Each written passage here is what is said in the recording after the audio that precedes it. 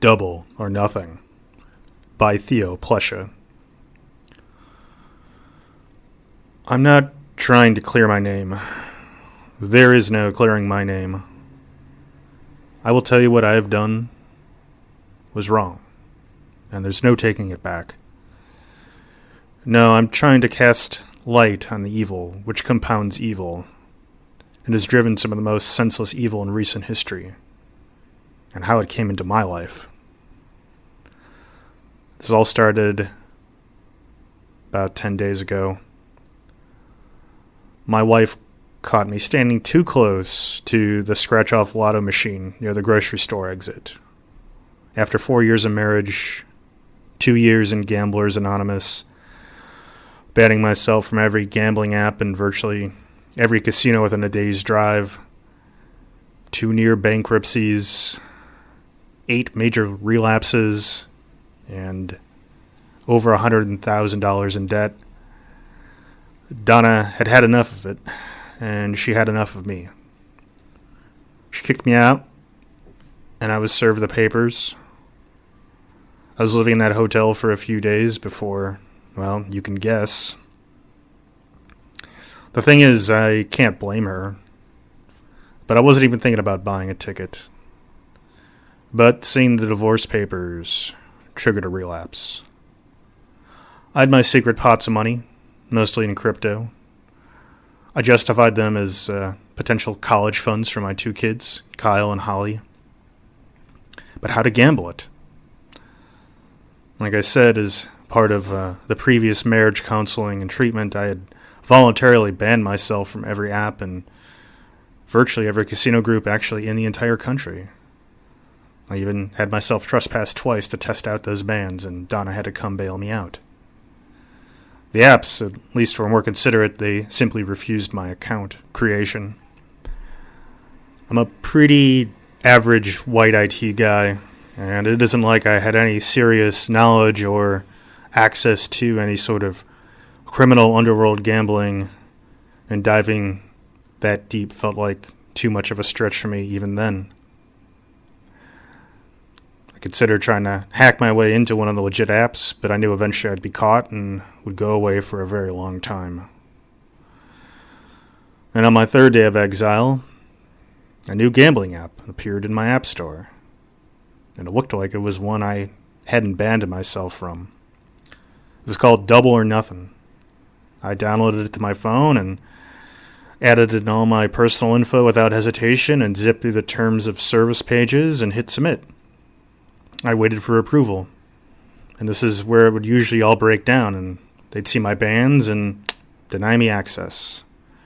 I almost threw my phone across the room preemptively, anticipating denial, but it took all of 3 seconds, and I was approved, and I was in the app. The app's UI was a little unpolished in spots.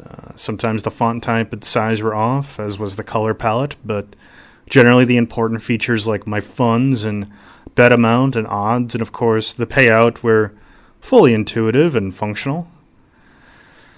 What was not intuitive was what I was betting on, though.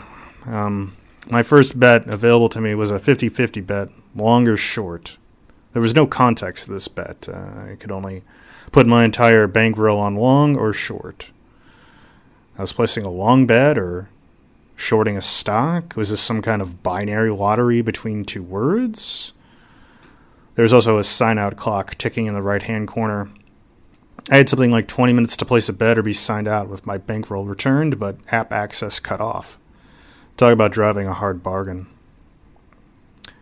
After thinking it over for about 20 or so seconds, I smashed the short button with my thumb and immediately lost my $1,000 bet. I'm a gambler. I shrugged it off. I was close, after all. And went to find the account numbers to my other Bitcoin stash to go again when the app prompted me with Double or Nothing, and I hit yes without hesitation. It was prompted with another screen, this time with a warning. It said, "By agreeing to Double or Nothing, you agree to not end the game and its series of bets until you either lose out or hit the jackpot. Ending the game includes intentional and unintentional disconnections to the app, such as phone, battery, and signal failure. In this event, all winnings are forfeit. This is your last screen before resuming betting. If you agree, your account will be upgraded to Player 2 status. The warning took me out of the game for a moment. What little game there was to begin with, of course. I was sitting on a hotel bed, with worn-out springs, with the toilet tank filling up once an hour, and pressboard furniture. I just wanted to bet. So I brushed my thumb over the I agree button and was immediately, as promised, prompted with a new bet. This time, the bet was, which color? There were 2 squares, one powdered black and one with a shinier black layered with a orange-brown woody texture. The timer gave me another 20-minute decision time, and this time I chose black. Boom! I won 1-1 on my $2,000 for a fresh $4,000 bankroll. The next bet that came up was one of 3 2-letter combinations. The choices were AM, BA, and GB. I chose GB and was paid 2-1. I won a couple more bets, and then the app said no more bets until 8 o'clock that night. I was back on the app at 7:50, waiting out a 10-minute countdown and biting my nails, just itching to throw down some more cash, hopefully on some more complex bets. I still had no idea what I was really betting on, but in my burning mind it didn't matter. At the return of betting, I was given a diamond-like pattern of 4 boxes with the names M at the bottom, E1, E2, and E3. Counterclockwise all around with the option to select 0 to all. My mind immediately made the easy connection to baseball. I must have been betting abstractly on some pirated baseball digital gambling parlor. The innocence of it all suddenly put me at ease, even as I selected all 4 boxes to indicate my bet on a home run. Little fireworks graphics indicated that I was locked. I won! I beat all the odds, and I was up like $500,000 just like that. It was really, really something. But I'd been here before. Still, I was absolutely giddy, hopping around my little pressboard-walled VIP high roller section. I must have sounded like a madman to my neighbors and anyone unlucky enough to be shacked up underneath my room. The app then promptly trumpeted my triumph with some early 2000s-style slot winner graphics, saying that I was now invited to join a live stream for tonight's game, and that I could, if possible, stream this to the hotel's smart TV for better viewing and access to all the action's angles. I waited impatiently for the live stream to start on the TV. I was expecting an illegal authorized Major League Baseball stream, or maybe something as silly as a Little League game for weirdos, and at worst, some obtuse, abstracted bingo or prop bet bastardization of a baseball game in front of a green screen, crewed by a masked box crew operating out of Europe or Asia. Something like that. Something very bootleg. But what I got, I couldn't understand at first. What I hoped and prayed was a broadcast of a hyper-realistic video game. As a bald young man in his early 20s donned a combat helmet with a GoPro camera ring and night vision in the mirror of some well-lit bathroom somewhere. He was muttering with grinding teeth. "This is not the natural state. Democracy is not a natural state. Industrial society is not a natural state. This overpopulation is not a natural state. I am the deliverance from the unnatural." And then I saw the camera.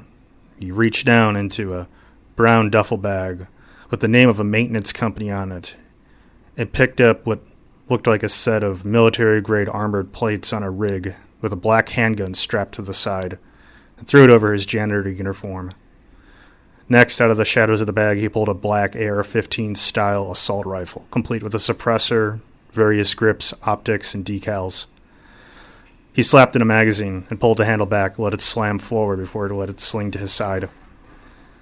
He did this with unflinching intensity. His eyes spun color like the centers of a hurricane-forced rage churning up to be unleashed. Finally, he donned crisscross bandoliers, one sporting spare magazines and what looked like military-grade grenades, and the other was rigged with 3 white translucent plastic containers, each about the size of a 20-ounce bottle of sports drink. They were partially filled with an off-white fluid. Viewing from his perspective, other on-screen information started to be displayed, including his name, Player 1. It looked like a heart rate and signal monitor. One of his eyes blinked as he could apparently now hear something in the earpiece that we, the betters, were not privy to on our stream. We could only hear his acknowledgement of whatever they told him to do, which was arming GB now. He reached back into the bag and pulled out 3 syringes and methodically injected each one of the canisters strung up to his chest with a long needle before pushing the plunger down slowly. Each canister in turn underwent some kind of chemical reaction in which the off-white fluid turned clear with a slight brownish hue. He left the syringes in each one. I tilted at the edge of my bed, mesmerized and in shock, like I had just seen the towers hit again for the first time. The mass shooter, this terrorist, whoever he was, had stopped making noise in the echo-prone bathroom. And then that's when I could hear something, like a faint rumble or roar bouncing around.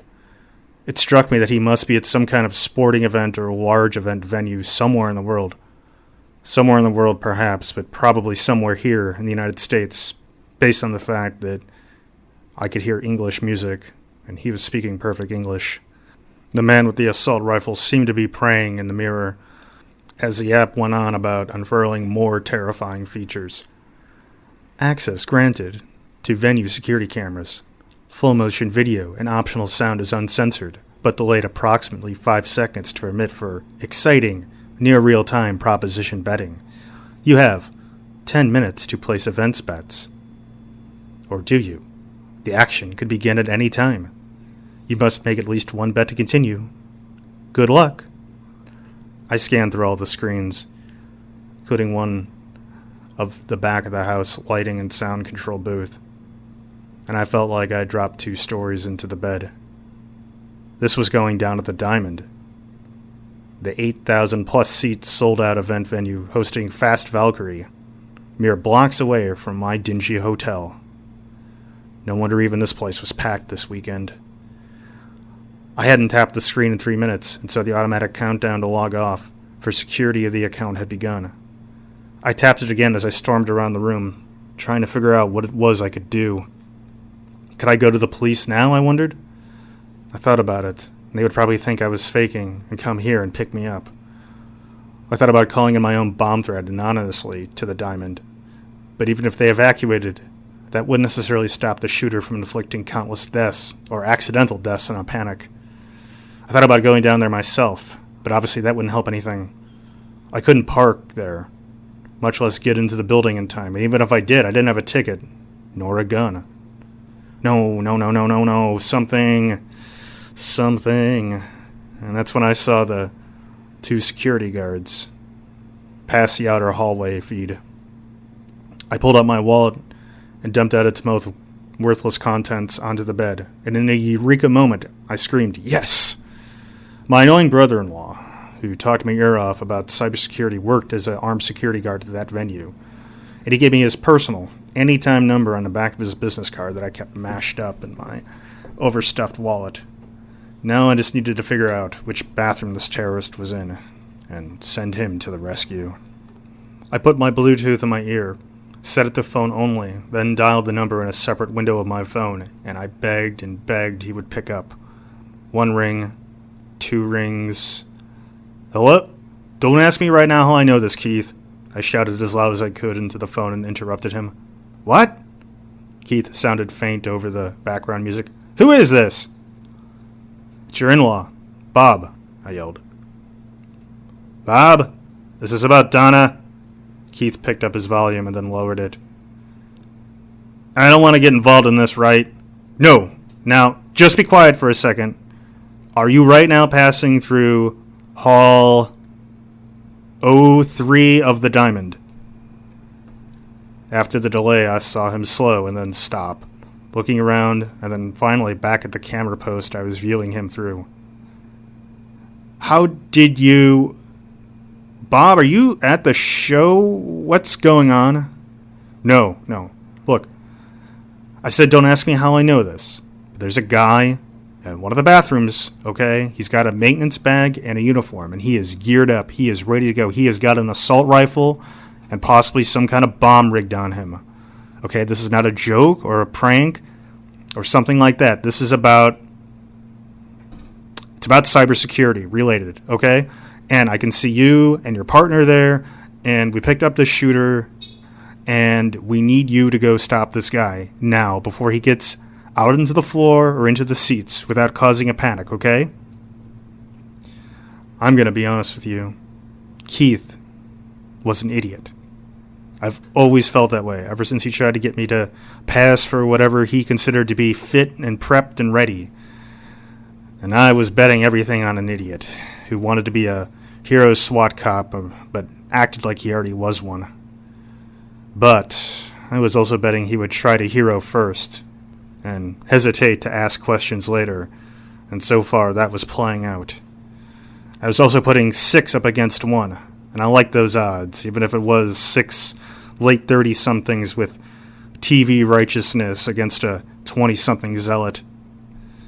Keith kept the phone silent with his hand while he talked with his partner. Then he came back on my line. You know what bathroom he's in? No. He's facing the mirror, and I can't see a marker or anything, and he's in a blind spot on the camera. Wait, how can you see him and not? Just trust me, Keith. Trust me.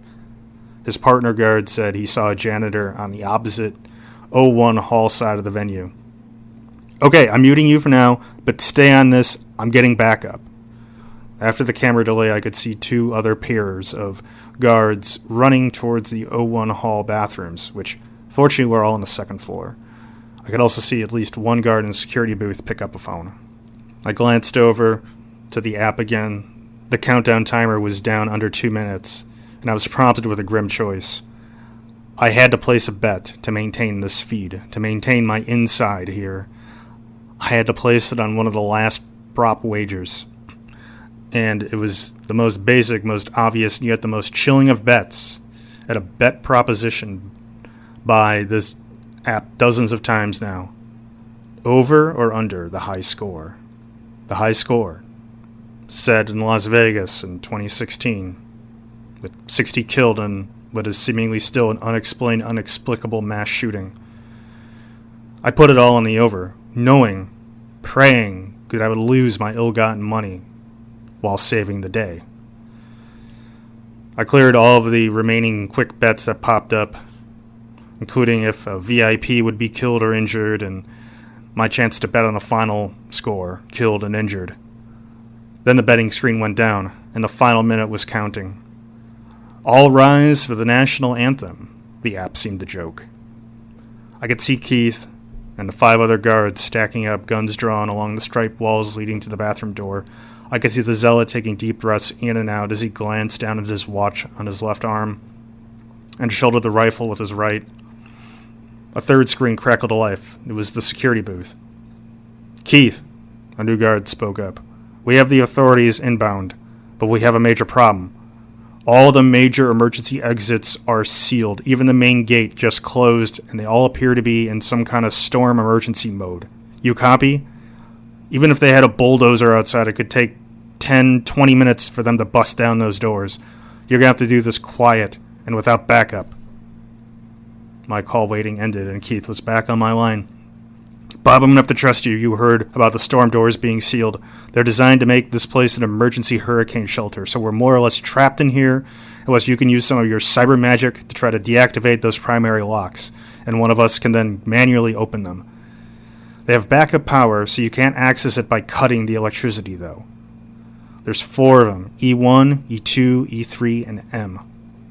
I stammered for a second, then thought about, yes, that's probably something I could do, but all I could do was tell him, okay, look, you've got 30 seconds before he starts, so go now. I sprung from the edge of my bed and flew to my backpack and hauled out my laptop on the 2-seat card table in the corner. For the sake of cybersecurity, I won't go into details of what I did, but the Diamond's computer systems were easy to remote access. But I was distracted as my call with Keith and a flurry of other video feeds and prop bets overwhelmed my senses and interactions with my phone and TV. I was sweating, and all I could hear was loud static-filled pops on the line with Keith. I held my breath and swallowed hard as I waited those precious seconds for the feed to catch up. Damn it! I swore as I was forced to decline another prop-up bet on the outcome of the engagement before the security camera recorded Keith's 2 guards eating lead the moment they entered the door. Their bodies ruptured in spurts of crimson before crashing to the blood-splashed tiles and using the final precious moments of consciousness of life flailing in vain, trying to move themselves out of the way of the torrent of terrorist bullets. I could see Keith freeze in a crouched position with his arms up over his head, staring in anger and dismay over the bodies of his coworkers, before he vomited, and his partner pulled back from the kill zone.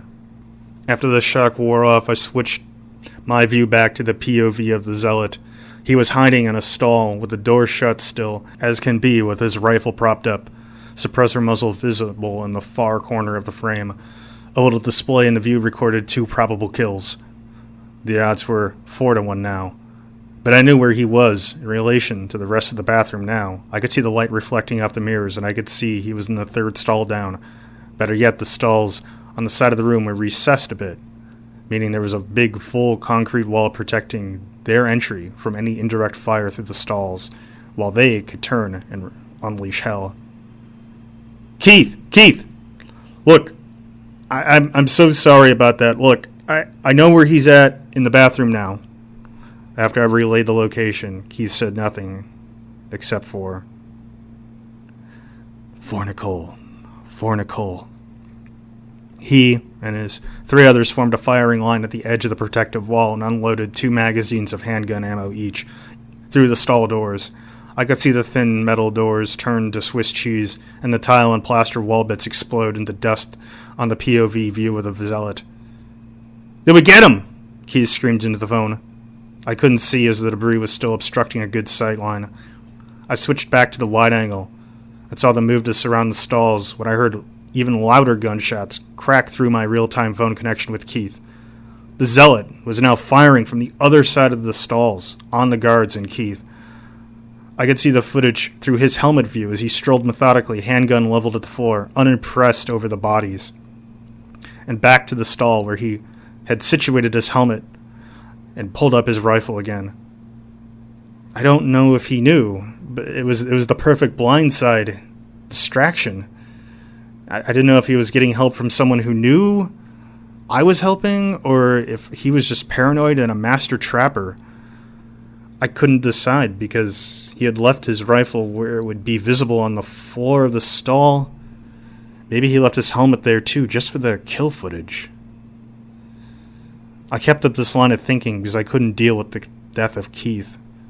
Or the possibility, maybe likelihood, he wasn't dead, but mortally wounded and spending his last moments dying at work while he realized his daughter, Nicole, was probably at the venue, now undefended in the line of fire. The world seemed to roar in anguish with me as emergency vehicle sirens sounded around the building as they came screaming past us towards the Diamond. There was only one armed security guard left in the building, up in the security booth, and he was pounding the screens in front of him while on the phone, no doubt seeing what I had just seen. My eyes were ripped from the grief-stricken booth and blood-sick bathroom tiles back to the BOV view of the Zealot as he mounted his rifle on the banister overlooking the show's main floor. Feedback blocked the loud music, overwhelming the microphone as heat and smoke blasting from the suppressor of the rifle blurred the house-lit mass of people moving rhythmically about the floor near the stage. It was all so unreal and dehumanized, desensitized as blobs of gunshot victims dominoed over ecstatically joyful, blissful blobs. It was so horrifying, yet so detached and so unreal, all at the same time. He emptied one magazine, randomly sweeping lead into the mass before reloading and taking aim at the stage and performers. A few more rounds cracked off before the weapon, possibly damaged by the gunfire in the bathroom, seemed to quit, jammed. He struggled and swore as he burned his hand on some part of the rifle he tossed over the railing before moving on. The music abruptly died off, giving way to a cacophony of noise and feedback interference from alarms and screams from thousands of people. Damn it! Damn it! I threw myself back to the laptop and finished the remote unlock with the storm gates over the exits with a few keystrokes. I turned my eye back to the chaotic security feeds of people streaming to the lower levels, moshing up against the two main exits opposite from the Zealots' gunfire. The red and white evacuation strobes gave soft, hypnotic quality to the hopeless chaos. Back to the POV feed, the shooter came across a rush of people exiting from the third floor, which he randomly opened fire on with his handgun, downing two teenage girls before sending the mob scurrying over themselves to the opposite direction. He took cover near a vending stall and threw a pair of hand grenades down the halls. One of the windows was flashing for a bit now. These main apps betting boards were alight, tracking the winnings and losses of a dozen or so gamblers across a dozen and a half bets, while being constantly propositioned on any number of quick-timed bets, the number of grenades thrown, the number of shots fired, emergency response time, and bystander heroism likelihood and efficacy. I was this close to turning it off. I was this close to just trying to walk away. I might as well just be watching CNN live coverage now. There's nothing else left to do but start grieving, seemingly until the next we interrupt this broadcast. Then my Bluetooth connection sprung to life. I answered it reflexively, without knowing who was on it. Bob, a raspy voice, pained, came faint through my ear. Where is he? I have to get one of the storm doors open. Where is he? Which door can I reach? Keith! Oh my God, you're alive! Yeah. I bought better body armor than my colleagues, I guess. They should listen to me, but that's for later. I switched windows to the bathroom feed, where I saw him gripping his side with one hand, his gun with the other, as he gingerly limped through the door. I swapped over to the video over the gates. I relayed to him I was able to reset the gates electronically, and that gates M, E2, and E3 were blocked, but E1 was actually open. I couldn't tell where the shooter was at the moment. Is there anything else about this guy I should know? His voice was muffled by the alarm. I could hear the gasps in his breath. He was a damn wall holding back a lake of pain. I'm pretty sure he has a bomb on him of some kind. Anything about the bomb trigger type? 3 canisters around his chest. He pushed a syringe into each one. I think they had GB written on them. Do you know anything about GB explosives? No. Never heard of it. But I don't have a computer in front of me. You do! Damn it, he was right. I opened up a new search window and frantically typed in GB explosives in the search bar, misspelling it twice. No results. I retried it with GB weapon in the search bar. GB weapon, first results, standard NATO reporting name and code GB, sarin nerve agent, usually binary chemical weapons munitions. Sarin, 81 times more lethal than hydrogen cyanide gas. It is a volatile liquid which quickly vaporizes into a colorless, odorless vapor, resulting in muscle cramps and spasms. I stopped reading about the gruesome death details it could bring. Keith, he may have some kind of chemical weapon on him. I left out the part where I believed that he had enough to kill about half of the 8,000 people trapped inside the venue. I realized it was some miracle so far in the exchange of gunfire none of the canisters had been hit. But then I wondered, if he had been in the bathroom and had been isolated there, perhaps that would have been enough to end all this thing there and then. I guess we can't shoot him then, huh? I went back to the shooter's feed. Why not? I could hear the rage and anger in Keith's voice, as well as the waves of screaming victims around him. Well, 1, he's got those canisters on him, and 2, it looks like he has some hostages. Where's he heading? I'm not sure. He upstairs to the third floor, it looks like. Got it. Hang on. I'm putting you on here. The call went to hold.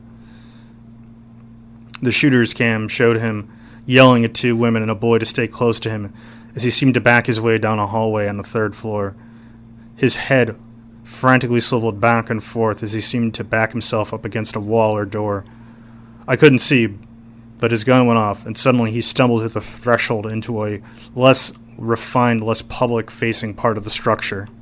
He turned, and I saw him unload the rest of a magazine into a door marked security booth. Then, as he reached for another magazine, more loud pops rang out. The POV dropped suddenly and staggered about before jerking violently towards what I recognized as the security booth guard mag-dumped into the zealot from his blind side before he himself is downed by the shooter's more accurate handgun fire. The zealot slowly rises to his feet, with the footage exposing his blood splattered on the walls and floor.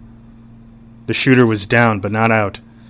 Fortunately, it appears his would-be hostages fled in the ill-fated ambush, but as he slowly continued through the bowels of the venue's utility area, I was not surprised when he fell through a door marked HVAC maintenance area. Keith's hold on my Bluetooth ended, and he asked me to give him the good news about his ambush plan with his booth guy. I had to give him the bad news and the worst news about how his ambushing coworker failed and where the zealot had just entered. Keith was developing a notable wheeze in his breath and wasn't hiding his wincing either, as he told me he was bracing himself up against a wall trying to push through another stream of panicking people, but he was still far from being able to open up a storm slider. He asked me to see what the authorities were doing outside, so I flipped on the TV to picture-in-picture with the phone streaming to the app and the smaller set, and the local breaking news coverage on the main. A reporter had said that the authorities had just ordered them back another 50 yards to a new perimeter because of a hazmat concern. I relayed this to Keith, who realized they weren't even going to try to break in now because of the sarin threat. I turned back to the full-screen app, and specifically to the Zealot's POV. He had managed to cut a small hole into some ducting where he was setting the canisters. He pulled the pins on them like grenades, and then placed duct tape over the hole. This is not the natural state. Democracy is not a natural state. Industrial society is not a natural state. This overpopulation's not a natural state. I am the deliverance from the unnatural. This is the natural. I am the high score. Then a final bang went off, and his helmet fell down in front of the slumped body of the zealot, where his gunshot-marred face and his final smile settled out of focus. Keith, whatever you're going to do it now. He put the canisters in the HVAC and shot himself. I held my breath, thinking about the sarin vapors whipping through the HVAC system in the diamond, spilling undetectable into the air from the vents above upon the thousands still trapped inside. Keith ended the call with me, and I watched on the cameras as he fired his gun into the air in a desperate bid to clear a path for himself to the gate everyone was pushed up against. And after a minute, I watched the gate he was at finally open. I could hear the venue's emergency system state that that specific emergency gate was now open, and to proceed that direction. Even the overhead lights strobed to point people running around and hiding to move towards that exit. In the panic of some 8,000 people exiting in waves, I lost sight of Keith. I turned live footage of the authorities, SWAT, police, fire, EMT, and now even National Guards decked out in hazmat suits and gas masks, trying to swarm and corral the terrified mass into holding and testing areas just outside of the massive venue's parking lot. Emergency vehicles desperately trying to block and stem the tide of civilians trying to escape in their own cars and trucks, while panicked drivers piled into each other and other persons while on foot. For the moment, it appeared, despite the utter pandemonium in the parking lots, things were turning out okay. But then my eyes drifted to the security camera footage of at least 24 bodies strewn across the venue floor in front of the stage. People hiding in place, fallen to the ground, stiff, with their limbs contorted in odd directions, their faces an unearthly hue of blue, and frozen in the agony, with puddles of fluid pouring from their twisted mouths. Jesus Christ. I had no idea. And until that point, there was definitely a part of my brain that was denying and hoping that there was no way that this sarin threat was real, or at least this real. I turned off the feed and returned to the app's home screen. After I watched through my fingers, over my eyes, a large group of some 30 or so escapees, men, women, children, collapse just outside of the gate, about 10 feet into the parking lot. They crashed into the pavement. Some of them tried to crawl without success as they crumpled into themselves, wetness appearing in their pants and clothing as they lost control of their various bodily functions, their faces splashing with drool, snot, and tears pouring out of pain-twitching expressions. Vomiting gave way to violent, back-breaking spasms and convulsions for more than 2 minutes before they mercifully went still. The constant sound of all the emergency vehicle sirens blocks away were now joined by tornado sirens and emergency public broadcasting messages to shelter in place indoors, turning off all ventilation to the outside, advising sealing off an interior room with duct tape or anything readily available.